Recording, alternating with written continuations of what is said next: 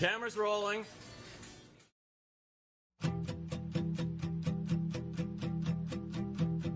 Maybe I'm too young to know any better, but I guess I'm just too old to care. I'm waiting on the morning light to clear the air. Never stays on with regret, but it knows that you pay flags. All the silence that keep me coming back. I'm the one that you hated. You know, the one you didn't want to believe. The one that you hated. Take a look at it now. I'm the mess you created. The one that you hated.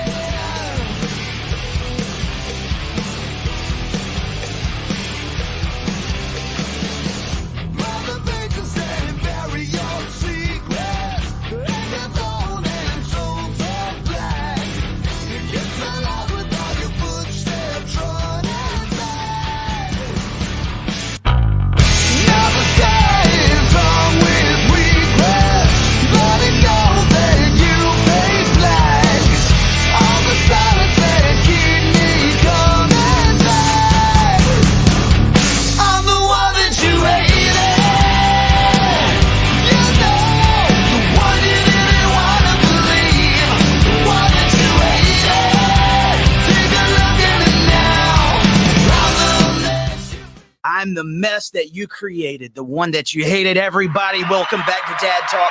We're coming back to you a little bit different today. I just wanted to get in there, man. That music pumps me up, man. Listen to that song, the one that you hated. I'm the mess that you created. Take a look at me now. What are we doing on this screen? We are doing Dad Talk, the thing that we were told not to do today, yesterday, or tomorrow. We're going to do it. We're going to be proud of it. What did I say right there, Dad? Yeah. I'm not going to start that back up today. Guys, really quick before we get into the show, down there at the bottom, Dad Talk today, no spaces. Cash App, Venmo, Patreon. We got subscriptions and memberships over on YouTube, and the same thing on Facebook. I need you to pull out that phone, like, share, and subscribe, and let people know that this is going on. Did you do the challenge that I told you to yesterday? Did you invite 10 people? Why not? You're saying that you want this movement to get somewhere. Well, why didn't you do it? Today, man, I've gotten a little inspired. And I want to speak to some of you guys. Let's start this show off a little bit different right now. We have so many guys and fathers out there that have lost their vision. They have lost their purpose. What do you mean by that, Eric? What do you mean we've lost our vision? We've lost our purpose. I want you to go back to little you, man, whether it's 5, 6 years old. What's one of your first memories? Can you see that little boy in your head right now? If you could go back to him and say, this is what I want you to know now, so that you have this knowledge coming up a little bit later on, what is it that you would say?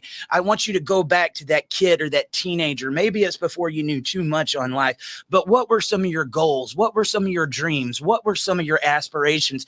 Dads, can I ask you something really quick? Are you doing it now? And if you're not, why?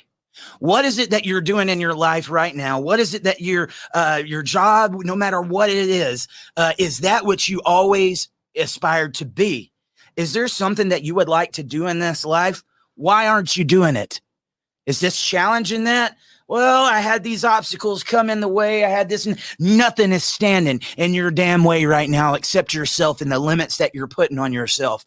What would you tell that little kid right now? Would you tell him to get off his ass and say, look, man, it's a little bit harder than I thought it was going to be. I went and I made some mistakes. I got with the wrong people. I should have paid a little bit more attention in school. Maybe I should have invested in Yahoo or Bitcoin. Who knows what it would be? What would you tell him? What are your dreams? What are your aspirations? And what the hell are you doing about it to get out of there right now? There's many of you that come here to talk about the family law. You come to talk about these situations. You want to see this movement get somewhere. We come every day to talk about Title 4D and child support and all this. What the hell are you doing about it, man? Don't come on here in the comments and ask me why I'm not reading messages or why I'm not doing anything about it. I got my microphone this morning. I'm on here speaking. I'm talking to you, Dad. What are you going to do about it? Can we get down there and put some vision? Can we put some love? Can we put that dream back in these guys' heads and tell them that they can accomplish it? Because if you believe in yourself and you go after your dreams, guess what that does? That tells your kids that they can do the same thing. Who the hell are you to tell your kids that they can be anything that they want to be? But I've got to be this 9-to-5 dad working towards somebody else's vision because I didn't make better choices and I just gave up. You only get this life one time. If it ended right now, are you happy? Are you happy with what your life has become? Have you made that difference in the world? Have you done that which will make you happy that when this life is over, you can say, you know what? I wish I had a little bit more time, but I'm pretty proud of that guy right there. Because I'm going to tell you, even I couldn't say that. I'm starting to feel a little bit better about it. You guys have lost your vision. You've lost your vision. You've been told in order to get your own happiness, you got to do what the world wants you to do. Men, we are the dreamers. We're the ones that built these cities. We're the ones that took over these countries and did many things. Ladies, we needed you. We couldn't have done it without you. I'm not trying to make this a division thing, but I'm trying to talk to these guys that don't think they can do it anymore. It's sad. When you remember what we was talking about yesterday with Dr. Martin Luther King, he had a dream. He had a vision. He went after it. Now, he was told that he could not do it because of the color of his skin. He was told that this was ridiculous, man. There was no way that you would change the laws. You would, hey, man, you want to talk about poor and no resources? What the hell did they have? They didn't have many resources. They got together. They locked arms. They went across that bridge and said, you sit back and watch what we can do.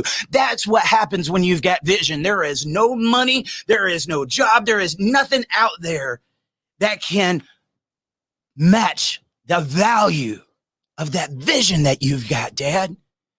And the most important thing that you've got in your life, you've put it in your back pocket and said, I hope I get to it before my life is over. I hope the day after you get off this feed that you go and refine that and you go find that little boy and say, man, let me talk to you. Because that little boy is still inside of you. The only thing that's happened is you've gotten older.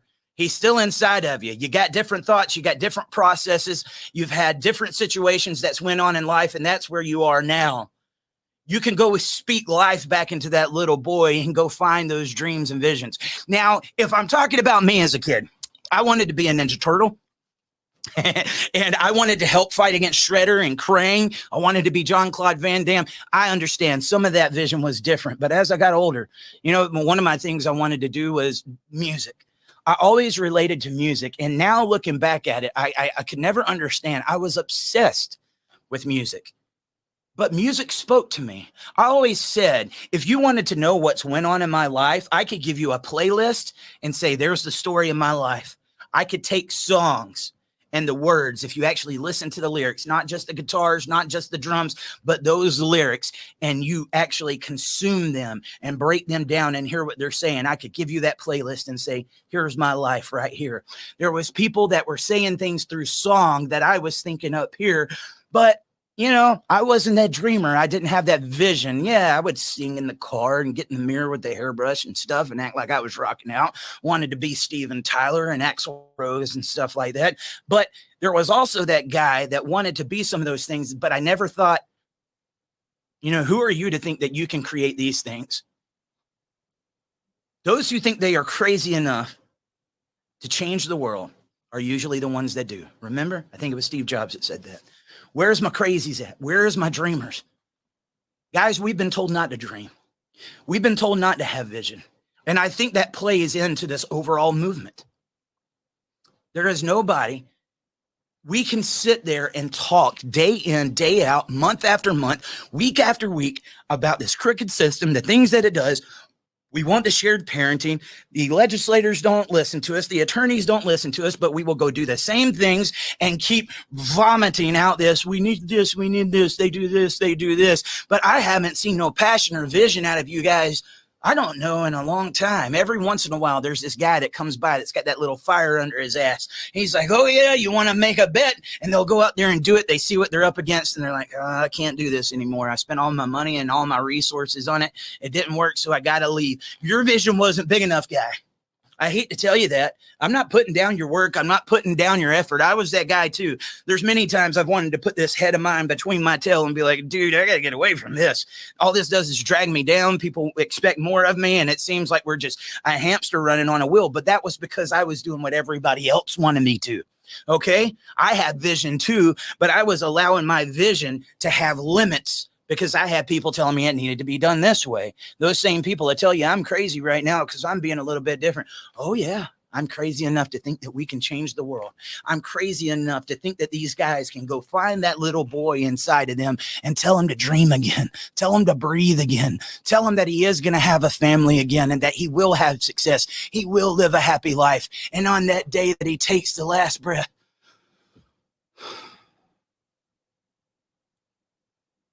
you did a good job.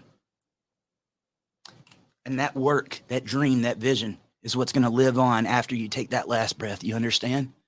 You can go work that job right now. You can go get that 401k. You can surf that stock market. You can do the traveling. You can do all that. But once you're dead, you're dead. But that man with vision is planting seeds that he might ever be able to sit under the tree in which that's going to give it shade. But he knows what he's working towards. And that's the power of vision, man. The vision doesn't die. Vision lives on. Money, it goes away. It comes, it goes. Possessions, they come and they go. But vision always remains. And then that vision might become that seed that goes into the future generation. Just like we're looking back on Martin Luther King. He lost his life fighting behind his vision. But I dare anybody that's watching this show right now to tell me that Martin Luther King is dead. What? His body might be gone away. Yeah, he might have got murdered here on earth, but his vision, dude, we celebrate a holiday named after this guy. People quote his stuff all the time, especially on Martin Luther King's Day, to see if they can get some likes, shares, and comments, but they're not listening to the words that the man said. Justice delayed is justice denied. I have a dream that one day people will be judged on their character and not the color of their skin. We went from being judged on the color of our skin to being looked at because of our gender and whether we're a mother or a father. If you're a father, you don't matter. You're just a paycheck, dude. I don't care whether you're black, white, Asian, Mexican. You can be, I don't know how many different races there. I don't know. But I want you to realize that everybody looks at you, no matter what your race is. If you are a dad, you got green. That's all you are, is green.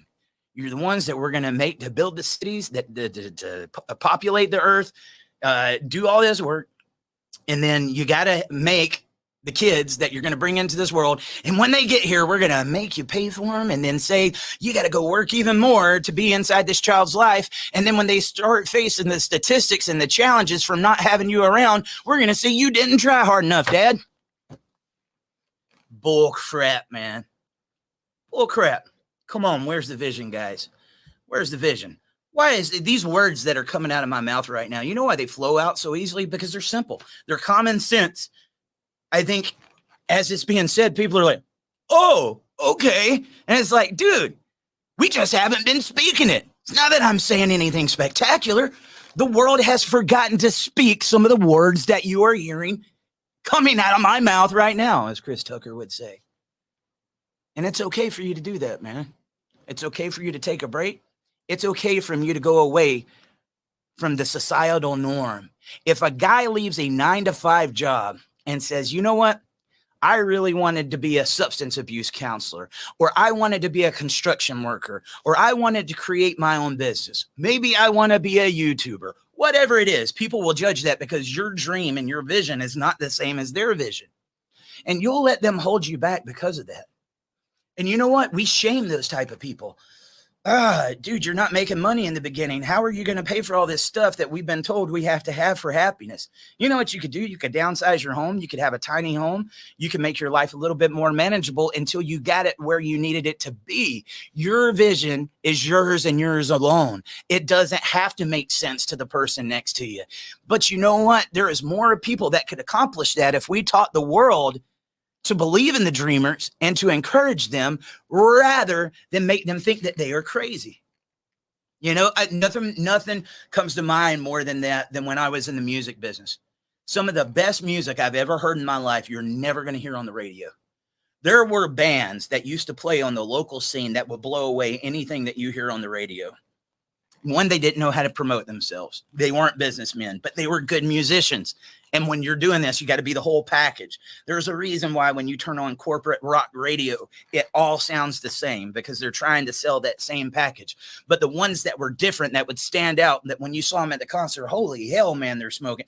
They were good at what they did, but they didn't know the other side of it. They did have vision, but they didn't have the vision into believing in themselves enough to, I'm going to see this thing all the way through. And it's not just going to be when I'm on the stage. I'm going to make sure I go and promote. I'm going to find the marketing. I'm going to make sure I have butts in the seats when I come, because if I'm good for business, the bars are going to want me every time. My money is going to go up. They don't look at the things like that.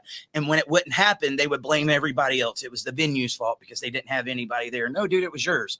You are good with your music. But here's the thing, guys, when talking about your vision, when talking about the things that you're doing, if you don't believe in yourself, nobody else is going to either. You understand? And let me tell you what happens with men when they start to believe in themselves and they get confident and they get on there and say, I can do this. It's going to be ego. It's going to be cocky. It's going to be arrogant. There is a difference in a guy that's confident and that is working towards his goals, that thinks, I can do this. Along the way, I'm going to make mistakes. And when I make a mistake, I'm going to be humble enough to say, I made a mistake. I'm going to admit it, but I'm going to get better at it. I needed to make that mistake so that I can get better. Cocky and arrogant is going to be the guy that thinks he can do it. He doesn't have to put in all the work just because he's God's gift to man. He comes here, says he's going to do something, and it's going to happen. And anytime he makes a mistake, it wasn't his fault. It was somebody else's, right? There's a difference in confidence and arrogance and ego. But the guy that's got that confidence and he says, I got this vision. I don't care if it takes morning, night, whatever time I've gotten into it, I am going to put what it takes in order to make it. That's what I did. That's what I did with this. You know what it took to get Dad Talk Today going in the beginning when I was losing that job and I got this crazy idea to make a podcast? I was laughed at, guys. I was mocked. There are still people that have tried to do it every once in a while. I'm the one laughing now. You're the ones that's got to go to those jobs that you hate. You know what I'm on here doing? I'm in here trying to pour life into guys and tell them to come follow the vision, man. Vision is going to have its challenges. It's going to have its adversity. There's going to be times when you don't know how you're going to pay the bills and stuff like that.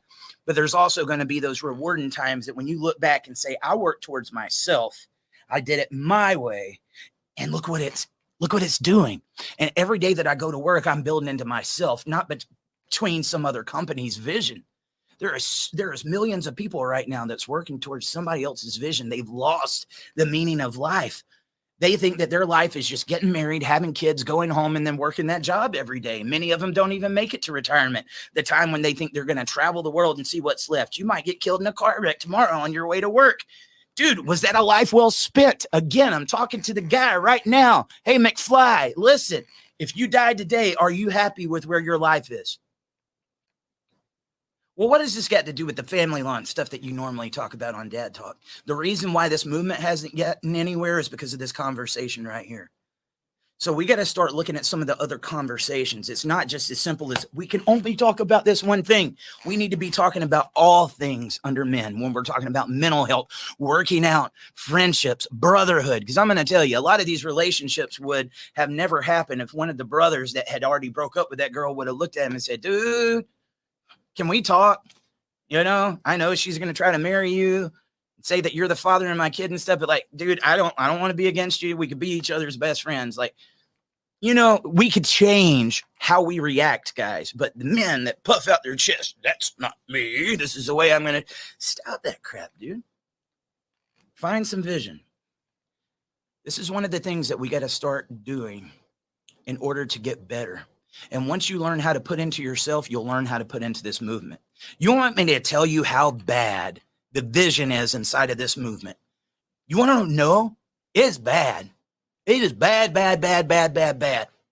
When I have hundreds of messages coming in all the time with people saying, I want to get involved in this movement. Eric, what do I do? I don't know that you can do anything. You came to me and asked what you could do. You've got no vision. I didn't have anybody that I went to and what can I do? Eric, you need to start a podcast. You need to call it Dad Talk. You need to go to these conferences. I didn't have none of that crap.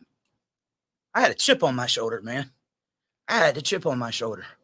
I can go and get a new job after I'm losing this job. I can go in that system. I can pay these retainers. I can become another statistic. But it was that moment in time that I realized I'm about to lose my vision. You're going through this for a reason. Each and every one of those obstacles that you're going through right now, Dad, is a lesson, and it's trying to tell you something. It's saying, wake up, listen. Your calling might be right in front of you.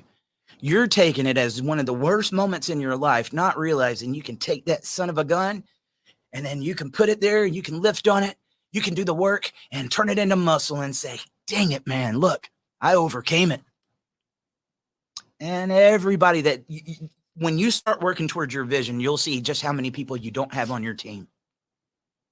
They don't like it when you step outside the norms. They don't like it when you do things for yourself. They don't like it when you have your own ideas. They don't like it when you don't pay all the attention to them. When you start working towards this thing and you have that vision because they lack it. Let me tell you something. Those type of people get jealous. They want to know why they can't do that. Who are you to think that you can do that, which I'm not doing? You're cocky. You're arrogant. I can't believe you would even think about doing something like that. No, you don't got what I got, brother. You don't get it. I got that vision. I got that belief in myself. I got that love for who I am. I got that love for my kids. I've got to give that example. I've got to walk that path, and I'm hoping that my kids will follow. Your vision might be something that you can pass on to your kids. I've said numerous times, I hate to do this to my babies. I really do hate to do this to my babies, but can I talk to you real quick? If something was to happen to your daddy between fighting for this movement, if I ended up like a Martin Luther King or something like that, to where I can no longer get on this microphone and doing what I'm doing right now, man, one of my biggest fears in my life, guys, is seeing this moment not happen. I want it to happen before I die. I'm dedicating my life to it. But if something was to happen, because I expect it to get ugly, because there's people that don't want this message to get out. If something was to happen to your daddy, you better not let this microphone just sit here. And I'm talking to the rest of you out there in that movement. You want people out here saying what's on your mind. You want to see real movement. It is going to be hard work. It is going to take these people finding that vision, getting your hands dirty, and it's going to be a lot more than getting in those Facebook comments right now. If you're at work and you are trying to do what you can to get throughout your day, showing up here, like, sharing, subscribing, and commenting, I'm glad you've at least taken that step, but there is going to be a point in time where you're going to have to get a little bit more involved, whether it's helping us with the resources so we can do what we need to do, or you might have somewhere that you can benefit this movement that I cannot. I have said numerous times, I am not the one to teach you strategy inside of the courts. I think I'm going to leave my comments to myself on that one, but I am not the guy to do that. I'm not going to be the one to write the legislation. There was many things. I realized the more I do this every day, the less that I know. The more I learn, the more I realize I'm a beginner, dude. But there is somebody out there that's going to have a talent, that's going to have a vision that can couple it with the vision that you see here. And then there's going to be another guy with some vision that's going to go do his idea. And then if we can all get along and we can create that brotherhood and lock arms, man, watch what this thing can become.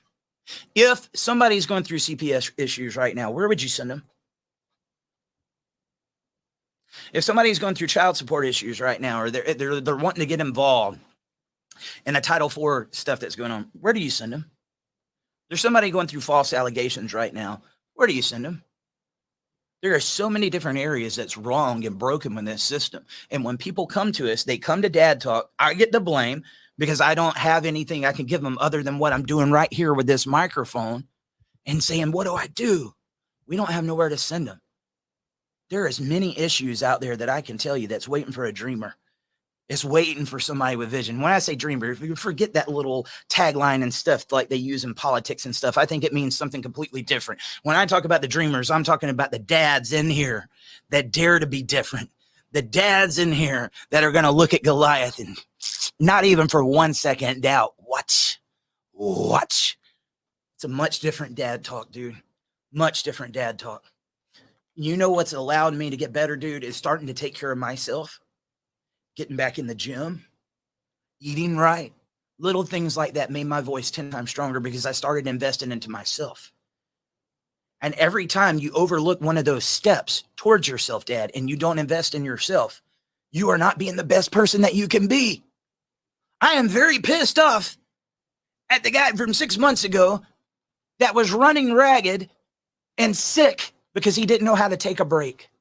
I'm proud of the work that he put in, but it's like you don't realize how much better you could have been if you'd have took a break and invested a little bit more in yourself. There's always going to be people that don't think you do enough. All the time, dude. The biggest critics are the ones I never see on this show. That are always begging me to do something for them. I never see them on the show. They have never contributed towards this. Along the way with your vision, if you start putting into yourself, you're going to have people that want to jump on the ship just so that they can be the captain. Because guys, let me tell you something. Being a leader, okay? And I don't want to call myself a leader. I'm a podcaster, whatever. I'm just Eric Carroll. I hate even using that word. But being a leader, being a person with vision, I guess being a person with vision is being a leader because you're going outside of the societal norms. That is going to be attractive to so many people. And they're going to say, man, I wish I had that. That they're going to come and want to attach to your vision because they don't have any of their own. And once they see how much they enjoy working towards a vision, they will sink that ship just so they can't be captain. Or they'll sink the ship because they can't be captain. Got to watch out for that. Your vision is yours and it's yours alone. You do need to make sure that you have people that can work with you towards this, that are going to, dude, you need somebody that you can talk to and confide in. If I can say one of the best things that I've done in since I've been doing this lately is I got a men's rights counselor. I didn't just go get a counselor. I knew there was a need for a counselor, but I don't trust the therapist nowadays. I went and got a men's rights counselor that knew exactly what I'm doing here, that's been in this fight for a long time, that I can talk to. You need people that you can trust, that you can confide in. Don't be afraid to look for your mistakes, guys. One of the biggest strengths that we have if we are fighting towards vision is making sure that we are cognizant of our own BS. If there is somewhere where I am not living up to my own expectations, why in the world would I not want to acknowledge that? Because that's an area where I can be better. Okay? Keep that in mind. Yes, this is one of the most important conversations. Might not be the most popular. I'm telling you, until these guys refine that vision, until they start investing in themselves, they become confident. The movement goes nowhere. Everybody just wants to take off. We can't just take off. We got to come back down for a minute. Breathe life back into our guys.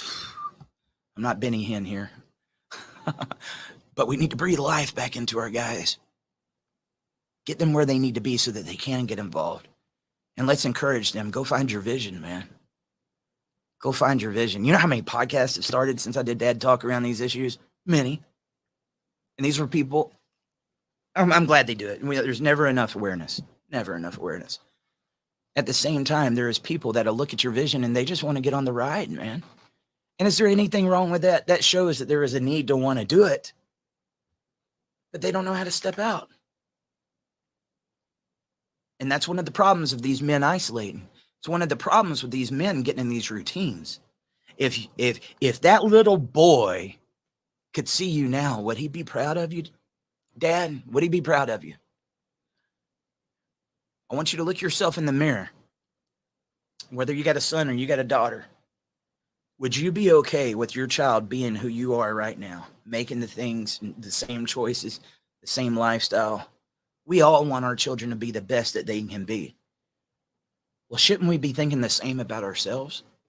Shouldn't we think the same about this movement?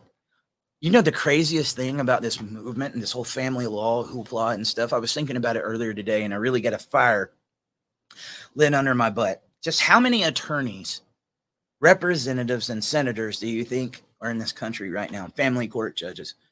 They seem like they got so much power, don't they? Well, guess who voted them into power? We the people.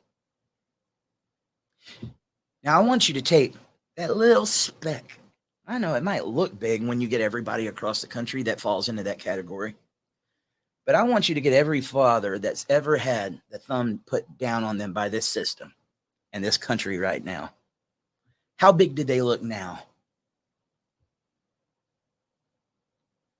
Why hasn't that happened a long time ago?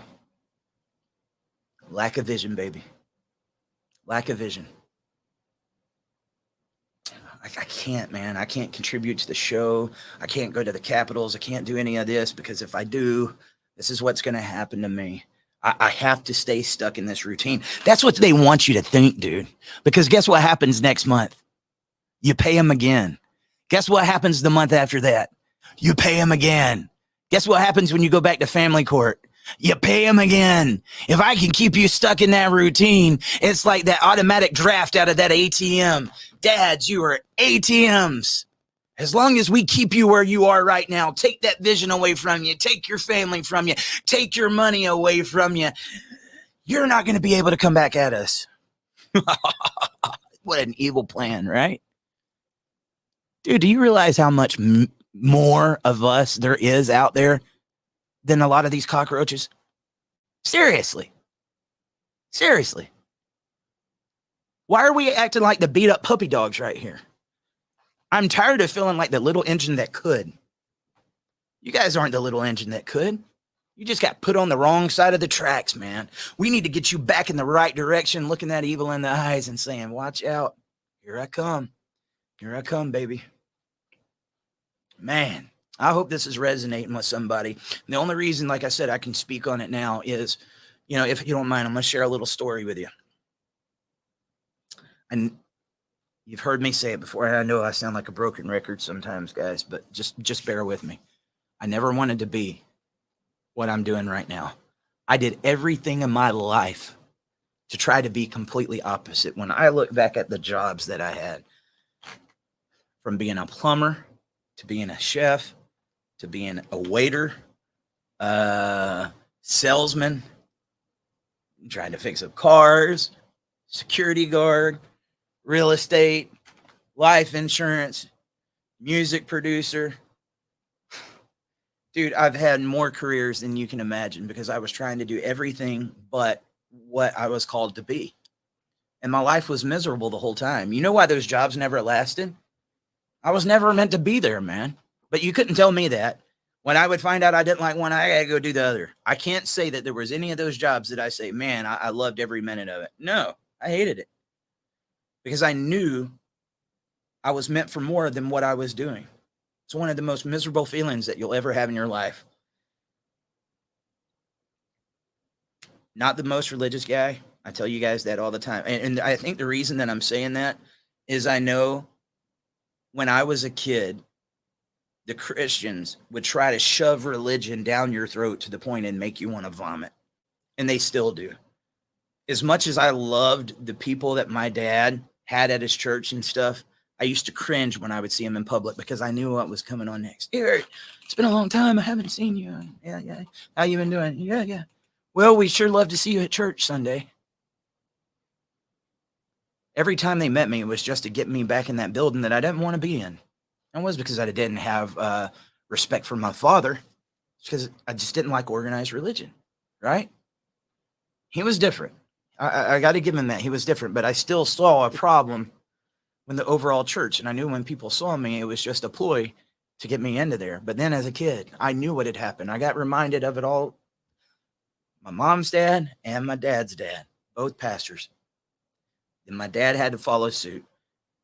His dad was a life insurance salesman and a pastor. My dad became a life insurance salesman and a pastor. You heard me say I was going to get into insurance at one point in time, and I even went to college to try to become a pastor. And it only lasted like 3 or 4 months. It's like, nope. Because I had always tried to run away from that. They would say, look, when you was a baby, we brought you to the church and we dedicated you to God and said that you would be used in the ministry. That's where one of those chips on the shoulder. It's like, how dare you? You brought me into this world without my approval. I guess I was just a little swimmer back then. You couldn't hear me too much. My dad would laugh at that. I know where I came from. God bless America. Anyway, but they would say, we dedicated you into church and told God that you were going to be used in the ministry. I didn't like that. Who said I was going to be a minister? I didn't want to be a minister. Even one of the reasons why I didn't do so well in like the Christian school when I was becoming a pastor, or trying to become a pastor, they would read the Bible verses and I would push back. What does that mean? Oh, you're not supposed to question God. That's blasphemy. I'm like, dude, I'm not questioning. I mean, I'm questioning what the hell is in here. Is there something wrong with me wanting to get a better knowledge and not just parroting back what you're saying? That was another one of my problems with religion. Do as I say, not as I do. And then this says this, and this is how I mean it. And that's why we got 1,000 different denominations, right? But when I was 10 years old, 1994, I grew up on the same property as my mom's mom and dad. 2 minutes I could be at their house, and I stayed there just about as much as I did my own home, sometimes more. My grandparents were like second parents to me. And that's why when I hear about grandparents' rights and grandparents that are being ripped out of these kids' lives, just the same way they are being ripped out of the dads, it really bothers me because I couldn't have imagined my life without my grandparents. I loved them so much. But I lost my grandmother at a very early age. She got blood transfusions and stuff back in the 70s. And that was back before they could detect the hepatitis. She had gotten hepatitis when she had got one of those blood transfusions in the 90s. They caught it, and it was about too late. 1994, 95, 96, and I think even 93, we spent Christmas at the hospital. And each time we was told, she might make it a couple of days. She made it several years. But Christmas in 1994, I had several boy cousins and stuff in my family. My grandma had bought us all gifts, and we went there, each family one at a time, to open them in front of her because she was so proud of it. Well, this was about the time when I was a kid. I can't show many of my kids' pictures because of this, but you remember Tidy Whities? I think the Fruit of the Looms, most of us used to wear like the Tidy Whities and Fruit of the Looms around the 90s. It became no more like you need to wear boxers. It was around the time that boxers was becoming the thing. And I was so dedicated to my Tidy Whities. If you saw my kid pictures, you would understand how much, because I was always in them. I didn't just liked being in my Tidy Whities. Anyway, it's too much about Tidy Whities. That Christmas, my grandmother, she didn't have much money, but she had bought each one of the grandsons boxers. And everybody was proud of their boxers. We still got it on that video. But I remember as that little kid getting my gift, and I'm supposed to be going in there to see my grandmother. And everybody knew they got boxers, but I'm holding this thing, and I'm like, this is so much different. I don't think this is boxers. Me and my kids' mind, going back to video games, because I was a gamer, I got a Sega Genesis. I didn't have a Super Nintendo. And it was shaped like this. I spent more time with my grandmother than any of them at that point in time. So I was thinking, oh, she got me something different, man. I got Sonic the Hedgehog because it was shaped like Sonic the Hedgehog. I was one of the last ones to open my gift. And when I did, it was a Bible. There it is. I don't want that. I'm not. But she told me I was called for the ministry, and that she was told to get me that. I was the only one that got something other than a pair of boxers. I got a Bible. I was to be in the ministry. A couple of years later, she passed away. I still have that Bible with her handwriting in it. One of the most sweetest ladies you could ever imagine, knowing that she got that hepatitis and the way it took her out, man. It really bothered me as a kid.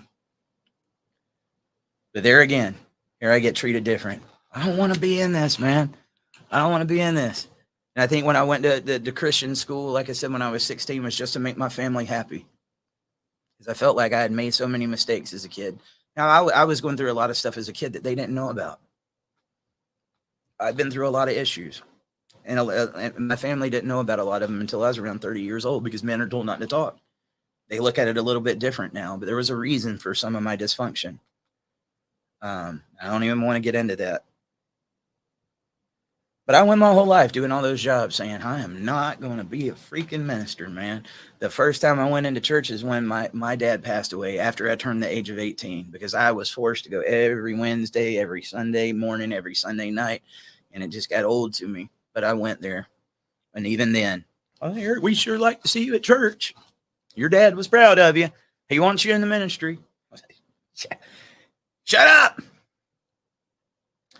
But I've realized something here with you guys, man. Every time I tried to do something else, even like that last job, Here I am. I'm fighting for my daughter, man. I got to get a better job. I got to make more money. The lawyer's telling me $10,000 on retainer just to get started. I don't even know if that's going to get my legitimation, let alone my family court case. And if I don't do that, I'm a deadbeat. I'm 15 minutes down the road. I could see them right now, but because, you know, they got control and everything, this is the route that I'm going to have to go, right? I could have became another statistic, but I said, you know what? I want to try this podcast thing. It's like, I could not get it out of my head. It was absolutely ridiculous. I have no background in broadcasting. I have this thick Georgia accent. I don't realize how redneck I sound until I listen back to some of these, and which isn't often. And that first time I did it, I was scared to death, man. Palms sweaty. Couldn't even hardly look at the screen. Was afraid to mess up. Didn't know if I could ask the right questions. Second guessing myself. And as much as I hated that uncomfortableness, every time I sat down in that chair, I was like, you finally are where you're supposed to be. You see, the difference was, man, I was called to the ministry. I was dedicated to the ministry. My ministry was never at the church. My ministry isn't inside the same four walls as my dad and my grandfathers and a lot of my other family. My ministry was here with you guys. When I was going through the divorce, when I was going through the loneliness, the depression, not even wanting to be on this world, man. When I was going through financial problems, all that, that was my schooling right there. It wasn't inside of a Christian college. I was going through the game of life. I was going through these experiences that a lot of you are facing, not knowing. I thought my life sucked. And it was bad. But I was going through my training. And when I sat down on that microphone, and every time I come on here with you, I've realized I'm not giving you anything out of a textbook. I'm giving you the verses and the meaning of my life, the experiences.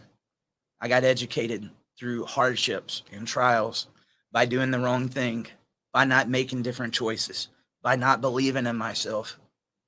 Man, when my depression would hit, it was, dude, I did a lot of the same thing you guys do. How many of you got the depressing songs that you listen to during your breakup? I could probably go through a lot of the same ones. Stain, to God, I love Stain and Aaron Lewis, but Jesus, don't listen to that when you're going through a breakup.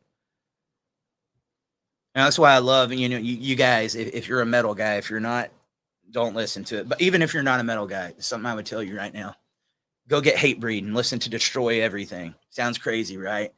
Destroy everything that makes you weak.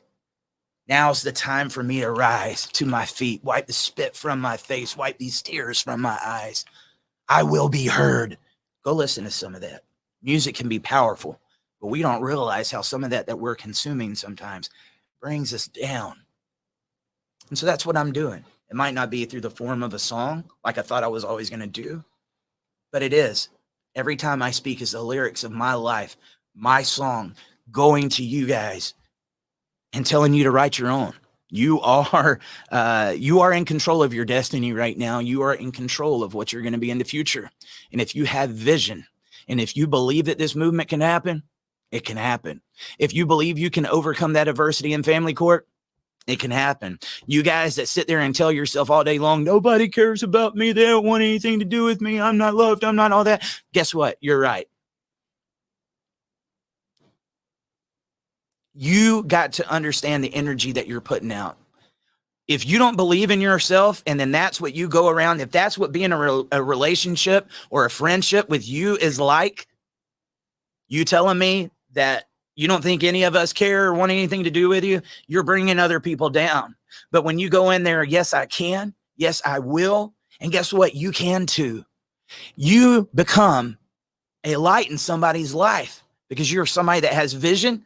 And you don't let the negativity bring you down. If you'll change how you react to some of this crap, guys, your life will change. Okay? And that's kind of what we're doing in the podcast right now. It's a little bit different than the norm. I can understand right now, and this is something I need you guys' help with. The more that we talk about the issues that people are going through in family court, we look like victim mentality. These are just a bunch of guys that are saying hoopla. Look, somebody that hasn't walked those same pits of hell as you, okay?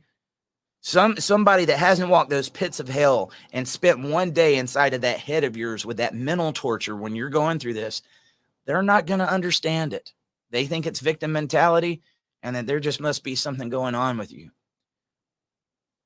How do we get people to understand the challenges that dads are facing? Because that's not victim mentality.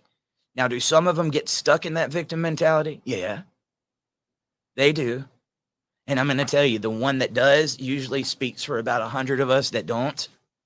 And that's the thing that sucks. The one deadbeat that doesn't want anything to do with his kids will speak for 1,000 of the guys that are over here fighting tooth and nail. It's just the way that it goes, if not more than 1,000, because that's the one they want you to be.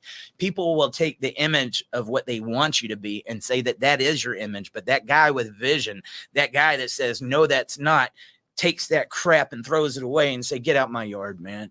This is my vision. This is my life. You don't tell me who I am. You don't tell me what I can do. It's only confidence and cockiness and ego and stuff to you because you can't dream like I do. You don't have the vision that I do. You don't believe like I do. Right? You guys need that confidence to get through life. You need that vision. And I'm praying for you guys right now to find it because I have, and it feels good. Every one of you have a calling. There's purpose behind that pain that you're going through right now, guy. And I wish I could tell you what it is. I can't. It took me years to find it out myself. I'm still finding it out. But I was aggressive and determined to find out what it was and to become better. In the middle of that vision and working towards it, you're going to have those moments where, dude, no matter how hard you work, you might think it's just not going to happen. Every person on the face of this earth, every person, it's not often that you can paint somebody with the broad brush, right? This is something that you can. Every one of them have had the urge to give up. At some point or another, when things got hard, they've at least contemplated it. I don't want to do this anymore, or I've got to give up. In the middle of these situations, family being taken away from you, financial situations, there's people out there that are ready to give up. As many of you that are in here and facing these problems right now, thinking that nothing is ever going to get any solutions, let me ask you a question. Do we have the guys in here that have overcame that? Because we want to hear from you too.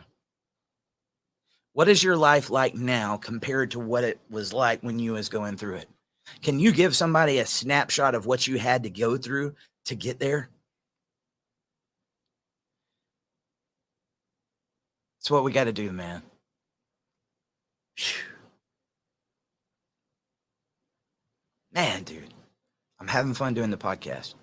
If you go back a year ago, or when I was doing podcasts, I didn't do as many last year because the year before we just hit it nonstop.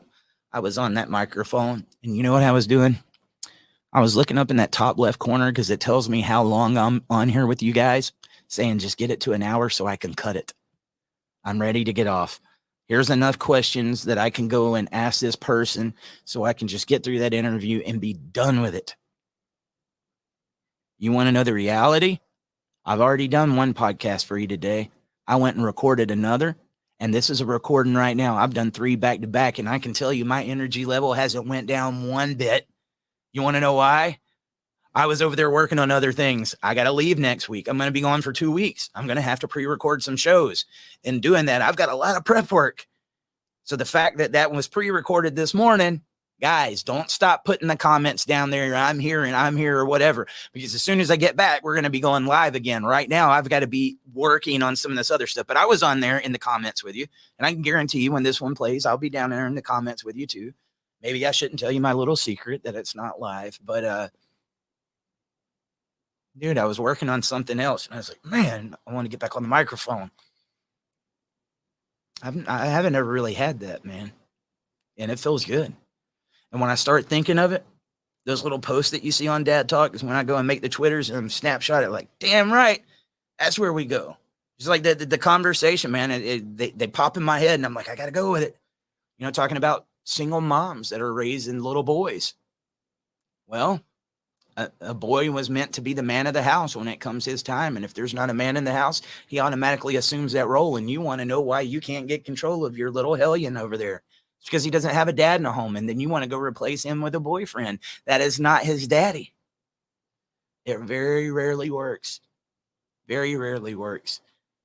Does it threaten you that much that you wouldn't just let him have his father? Even if you don't love him anymore and you're not together, you have no idea how much better it will make your life to have that man working right alongside of you, whether you can stand him or not. Your kid wants that. And because he's not there, he's automatically trying to play that role of the man of the house, even though he's not ready yet. And you're upset about it. And you're thinking it's all something wrong with the kid. It was because you didn't have that masculine role model in the house for him to go to. If so, he would be grooming himself to become that man of the house later, and he would have that masculinity to look up to. And so what happens in the process when that masculinity starts overcoming mom? We emasculate. What you're doing is wrong. It's toxic masculinity. No, he's being a boy. He's being a boy. It's because you don't have the father in the home. There was a reason why it takes a man and a woman to have a child. And it takes a man and a woman to raise a child. Can a dad do it by himself? Yes. Can a mom do it by themselves? Yes. Is it as good as having both in the household? No way. No way, Jose. It's just not. Research will back that up. They were meant to have both, and now they don't have that father. I'm sorry, ladies, but you can't teach a boy how to be a man. Tupac Shakur said that. I needed a man to show me how to be a man. And guess what? The little girls need a man and a dad to show them how they want to be treated. Your girls need you. Your boys do too, because we need compassion too. It's just like in every one of us, we got that balance of testosterone and estrogen, right? Guys need a little bit more testosterone and a little bit more estrogen, where the ladies need a little bit more estrogen, but they still need testosterone or it acts them up too. Well, men represent testosterone. Ladies, you represent estrogen. You need a little of both, no matter which side you're on, right? It's no different for your kids, man. And you're wondering why he's doing what he's doing. He's doing what he was called to do. Don't take away his manhood or his boyhood because you took the male role model out of the house and now he's trying to become it. Don't you realize that's what he's trying to do? That's going to be another conversation. Look, I'm already ready to go. That's what I said, eager to get some of these conversations. You don't ever really hear anybody talk about that. And I'm going to tell you, I've never talked about it until I started, kind of contemplating. It's by coming on here and doing what we're doing and going into, what is it? Star Trek said, to boldly go where no man has gone before. That's what we're doing with this movement, man. Every time we come on here and say, I don't know if I can say that, I'm going to say it. Then it becomes okay to say. Then it becomes okay to conversate. And again, for the people that don't agree, if you get down here and respectfully conversate with us and debate, I love that, man. I'm actually looking forward to it. Let's do it. Don't you come in here throwing shots, because you know what I'll do? Bye, Felicia. Bye. We're not doing that. I'm doing everything I can to encourage these guys, help them find their vision, to believe in themselves, to invest in themselves. And they're in this group to do that, to get away from people like you. And then you show back up and you wonder why nobody wants you.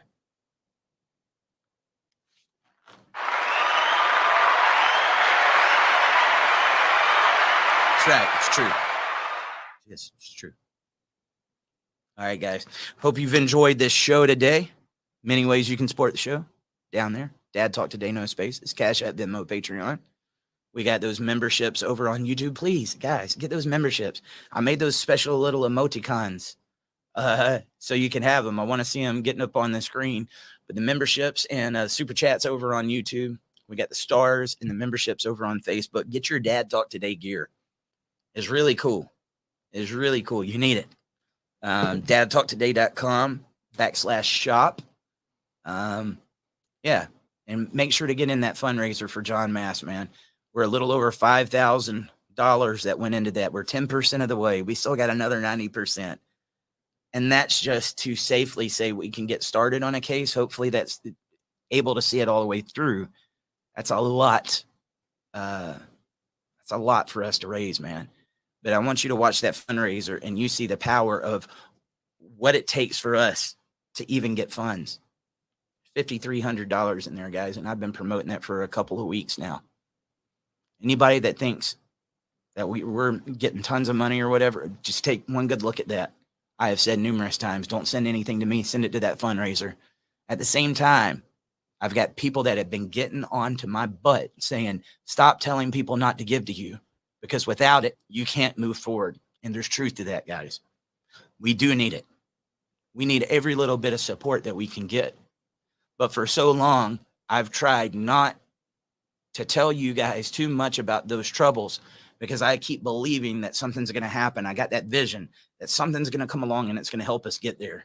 But if I don't start asking for help from you guys for this podcast, we might not be able to see that vision get across. And I'm going to tell you, I'd never forgive myself if we had to go somewhere else and we had to walk away from this. I'm not. I never will. Even if I had to go do something else, I would still be on here, but maybe not to the extent that I have been over the past 4 years. I believe in this. This is my life's work. And it was my vision and it was my calling. And it took me 38 years of my life to accept that. And now that I have, it feels good. I promise you, guy, go find that vision. Start investing in yourself. Find where it is that you fit in. I can't do it for you. That's what would make me cocky and arrogant, to think I can tell everybody, your role is this, and your role is this. I ain't that guy. I'm a podcaster, man. I'm a dad. I'm a crazy SOB to believe that we can do the things that we're doing. But I'm not putting the label on you. You've had too many labels put on you, Dad. You've already had too many stereotypes and narratives put on your life. You have a vision. It's going to belong to you. And the only one that's going to be able to figure that out is you. Now, along the way, there's going to be many people that says, oh, I think you should be doing this. And because you lack that vision and you want that vision, you're like, you're right. No. The only place you're going to find that is going to be in this heart and that mind. And when you get there, there's going to be something that says, yes. Yes. If we can breathe that life and that vision back into these men, this movement can happen. You understand me? Dad Talk's waiting on you. Dad Talk's cheering for you louder than anybody. Even those little butt nuggets that give us a hard time sometimes. I'm cheering for you too, man. If we win, we all win. I don't care who does it. But in the meantime, we can encourage instead of discourage. There's too many people that have discouraged our guys. And it's not going to happen here. One more time down in the comments. Tell me, what is your vision? Have you lost your vision? Have you lost your vision? Can you tell me down in the comments what that vision is, or what you are going to start doing in order to go and find it? Maybe you already had a vision once upon a time and you lost it. Life got tough. You had to go do something else. What is it going to be, and what are you going to change today in order to grasp that? You want the movement to happen? We first got to start with ourselves, right? Because once this person is happy, healthy, and ready to go, that's a pretty good army right there, man. Just like the KISS Army, baby. Just like the KISS Army. We got the DTT Army coming up. We are going to float like a butterfly and sting like a bee. These words are going to come out and punch just like the greatest of all time, Muhammad Ali. My name is Eric Carroll. This is Dad Talk today, and guess what's going to happen? Tomorrow, I'm going to come back and we're going to do Dad Talk again. We're going to grow that vision together, and we're going to watch this thing crumble to the ground. I actually want to say other words. You know, the roof is on fire. We don't need no water, let the burn. I'm not talking about setting anything on fire. I'm just saying, you know what? Those family courts need to be completely leveled and rebuilt. Go protect the kids that are being abused, that's got the challenges. Go make sure that CPS, when one of these parents calls and said, my kid is in danger, something's going to happen, that they respond to that call and get the hell out of the family that you should have never been there involved in the first place. Kind of a simple message, isn't it? So let's keep it going. Again, my name's Eric Carroll. That's Dad Talk, and see you tomorrow. Hey everybody, Eric Carroll here. Thank you for tuning in to another exciting episode of Dad Talk Today. While we fight for you, we would ask for you to please help fight for us. Like, subscribe to our channel, and ring that bell so you get notifications every time we go live. There's also Super Chats, patreon.com/dadtalktoday, and other ways you can support our channel. Thank you for being here, and we will